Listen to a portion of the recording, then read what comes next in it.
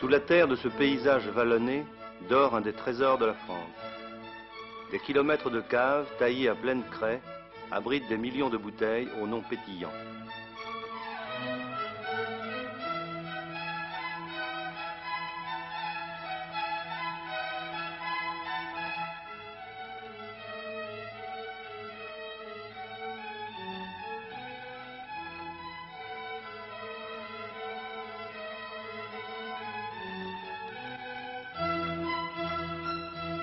Au carrefour des routes de Champagne, à quelques kilomètres d'Épernay, vient de se tenir une étrange assemblée.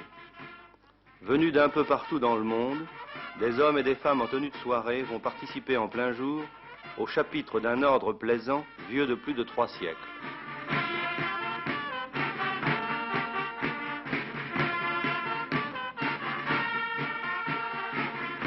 L'ordre des coteaux de Champagne, confrérie pacifique et militante, va introniser de nouveaux chevaliers.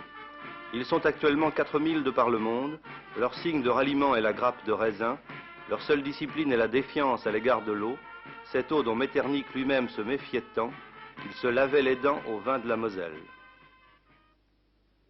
Le sourire et la bonne humeur réunissent ces croisés désinvoltes qui ont le privilège d'ériger en vertu l'un des péchés mignons. Pour bien servir Bacchus, il faut lui consacrer un palais flûté. Du 5e mois de l'an 1969. Ce chapitre est placé sous le vocable distinctif de chapitre de printemps 1969. Vous voici, messieurs, à la table des réflexions. De l'eau se trouve dans vos verres. Regardez cette eau. Regardez-la bien, méditez. Tout à l'heure, nous vous demanderons le fruit de ces méditations. Gendarmes et messires, cette soirée est celle du grand siècle, forcément. Et je ne peux mieux faire que de reprendre les 2 vers de Charles Perrault, et l'on peut comparer, sans crainte d'être injuste, le siècle de Louis au beau siècle d'Auguste.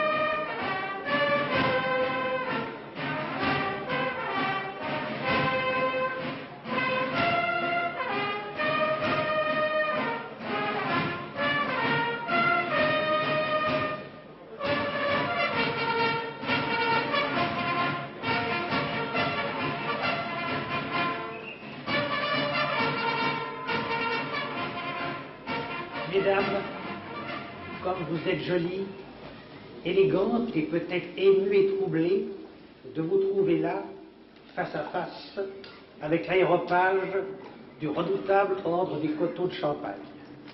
Peut-être est-ce avec votre consentement sur votre demande ou est-ce le résultat d'un aimable complot d'estime dont vous n'avez pas eu connaissance? Gentes dames, veuillez étendre la main droite sur la garde du glaive qui vous est présentée, symbole de notre Constitution. Maître des cérémonies, veuillez remettre à ces charmantes personnes le sautoir distinctif de leur grade et conduisez nos consoeurs devant le dignitaire teneur du registre d'ordre en les priant d'y apposer leur signature. Georges Prade est commandeur de l'ordre des coteaux de Champagne. Qu'est-ce que c'est que l'ordre des coteaux de Champagne? L'Ordre des Coteaux de Champagne, cher Éric Olivier, c'est la confrérie bachique officielle du Champagne qui s'étend, comme vous le savez, sur le département de la Marne, avec l'extension dans les 2 départements limitrophes. Et c'est une confrérie qui a combien d'années? Elle a été créée par de joyeux gaillards qui s'appelaient le marquis de Mortemart, le marquis de Sigry, le marquis d'Olonne, et que Nicolas Boileau, qui les contestait, appelait les marquis friands ou les fins débauchés. Nous sommes leurs héritiers, un temps très respectueux de la morale, n'en doutez pas. Et alors, la confrérie impose quel devoir à ses membres? Ah, la confrérie impose à ses membres d'abord d'aimer le champagne, d'en boire modérément, mais avec goût, et surtout de contrôler avec infiniment de rigueur toute espèce de contrefaçon, toute espèce d'atteinte à la qualité du champagne.